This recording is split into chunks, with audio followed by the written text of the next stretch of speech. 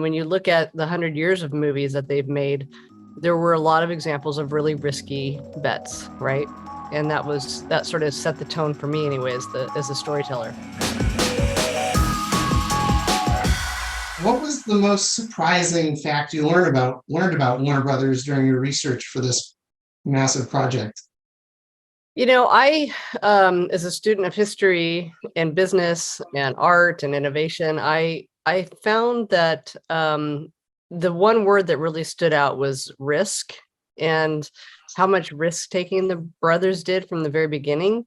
But what I didn't know was to the level, right? And so when you look back on World War II and when they went up against the Nazis, making Confessions of a Nazi Spy and Life of Emile Zola, those were real life consequences on them. I mean, they had death threats against their lives by the Nazis, and they were told by many, many people, including heads of state and U.S. officials, not to make a film that would go against the Nazis, and the Nazis too threatened violence if they had done anything like that, and they did it. They did it anyway, and so I didn't know that when I started this project, and I think that set the tone for sort of this idea of taking on important subjects that need to be told, regardless of, no one's going to tell them how to make their movies, right? And that's exactly what Harry Warner was, sort of the moral compass for the studio, and I think that he felt that no one's going to tell him what movies he can make,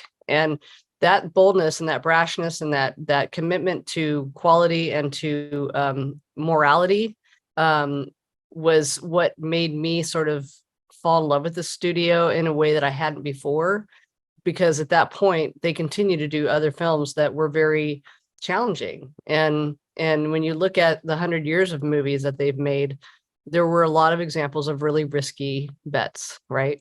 And that sort of set the tone for me anyway, as a storyteller. So you knew how to make really entertaining movies, because if you watch those movies today, so many years removed from when they were so controversial, they're still quite entertaining. No, I mean, I think a lot of those films really hold up today. And I mean, I watched a lot of those old movies kind of straight through, just like start with the old films and go through time. And you really, when you're watching a studio's worth of movies, you really get to see the choices. I mean, of course, I didn't see all of the studio's films. I mean, there's so many, but I watched what we all deemed the best of, right? Ones that kind of made a difference, or were strong stories, or great acting, or what have you, that moved the needle, so to speak. Well, and you start right off the bat in the first episode with the biggest risk they took, which was adding sound to the jazz singer. Right. And I mean, I've read so many things about the jazz singer, but I thought it was really fascinating that you went into the sort of racial controversy behind that movie. You talked to Jacqueline Stewart from TCM about it. Was it really that an important part of that story to include in the documentary, to make sure it wasn't like you weren't going to just show a clip of Al Jolson and then not explain what people are seeing? Yeah, no, I think it was an opportunity for Warner Brothers, for us as filmmakers, to sort of dissect that and understand what was popular back then, and why a white man's in blackface, and that was something that was a popular trope at the time, but it definitely wasn't cool for the Black community to see that. But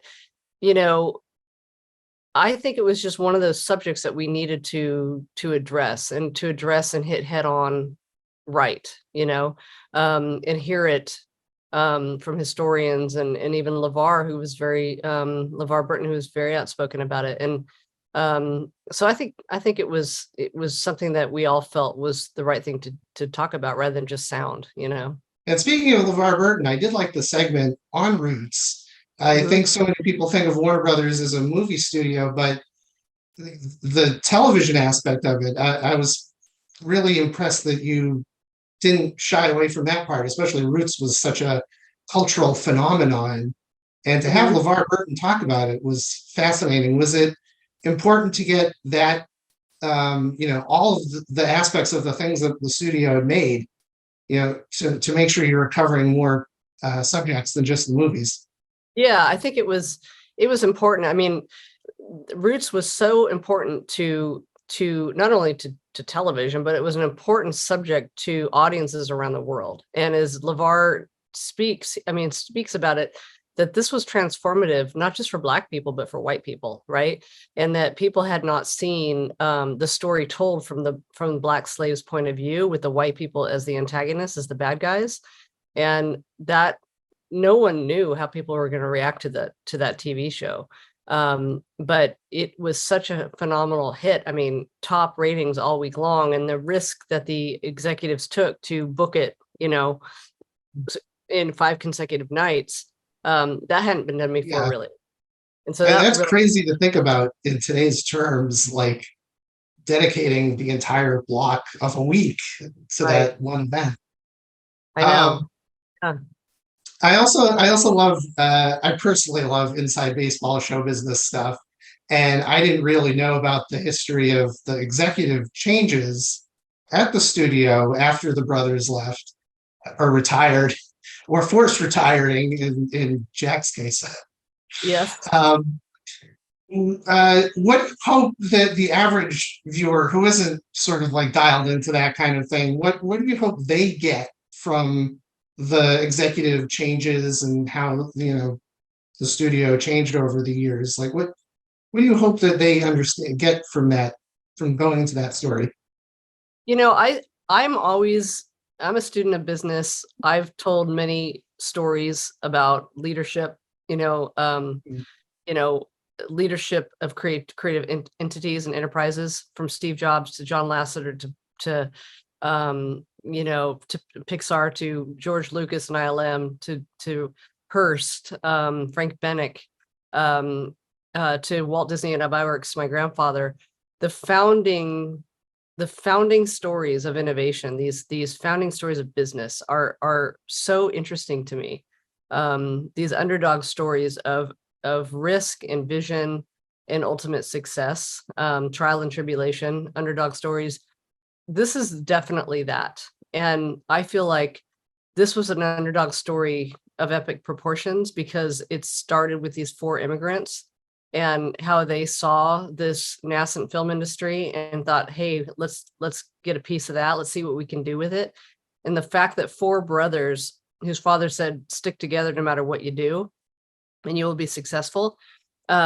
These guys didn't even have a high school education, right? They figured it out. They were just scrappy, hardworking, go-getters, and they all had their own unique talents that they brought to the table. And so to me, when you look at that business model of just hard work and learning by doing and learning from others, but with a strong vision and a strong just chutzpah, like just wanting to go out and get it.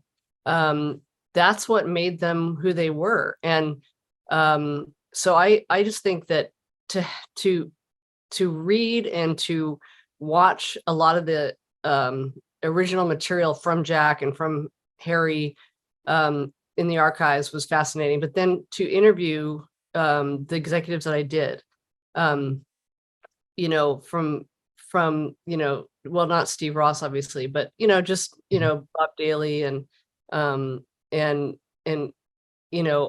Horn and David Zaslav and Barry Meyer. These guys were in it. They were shaping the studio decade after decade, and they passed the torch. They continually, each regime passed the torch to the other, and each regime felt the competitiveness or the need to be as successful as those who came before. So it is a story of standing on the shoulders of those who came before and continually not to drop the baton, not to fail. Yeah, and to build on what the predecessors done. Right. Yeah. Well, you mentioned your connections to the Disney legacy, and you've done, the Pixar story and the Imagineering series. What was it like? Was it exciting and different for you to see the Hollywood story through a different studio's lens than Disney's? It was, and it was fun because I grew up in Burbank, and we had a house up on the hill, and it looked out over the whole city, and we'd always see the Warner Brothers tower, in the distance. Yeah. And, when I was going to film school and I was working in the industry, I would always drive by the Warner Brothers lot and, so it was in my backyard in many ways. Tim Burton went to my high school, Burbank High. And so it was fun to interview him. It was fun to sort of talk to people who also knew how rich and wonderful Warner Brothers was as a studio, as a landmark in Burbank, right? To me, that was just fun. I mean, and to learn about these live action films, television films, and then of course Looney Tunes, which doesn't get a ton of exposure in the show, which would have loved to have had more time to do that. But growing up in the world of animation at Disney, it was fun for me to see it from another studio's perspective and what it did. And actually my grandfather went from Disney, then went to his own company, and then did 2 shows of Porky Pig cartoons for Warner Brothers. So I feel like there is some history there with our family, in Warner Brothers. When you were going through your research, was it kind of tough to avoid mentioning like MGM movies? Because there's so many, we've seen a lot of, as a classic movie geek, it's sort of like annoying me a little bit to see like The Wizard of Oz mentioned in some Warner Brothers 100th material. Was it difficult? Are there stories from like that, the acquisitions that you wish you could tell in the series at all? Or well, we talk about the MGM library getting acquired by Warner Brothers in a later special, and not saying that not trying to say this was produced by Warner Brothers by any means. It was acquired. It was an acquisition. And that's basically what we say, and it is what it is. But I think that they were very fortunate to be able to buy to acquire the MGM library, and the